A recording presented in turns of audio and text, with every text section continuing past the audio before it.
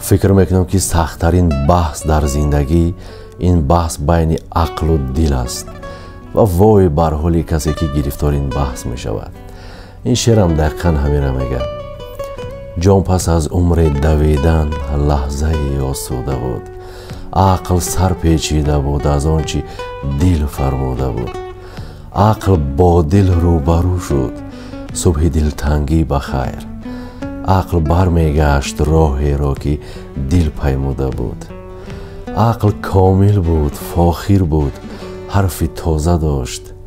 دل پریشان بود، دل خون بود، دل فرسوده بود.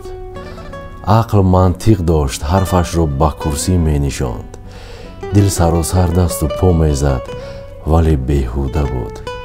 حرف مینت نیست اما 100 برابر پس گرفت.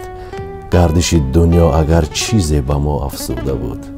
ای دل ناباوری من، دیر فهمیدی که عشق از همان روزی ازل هم جرم نابخشیده بود.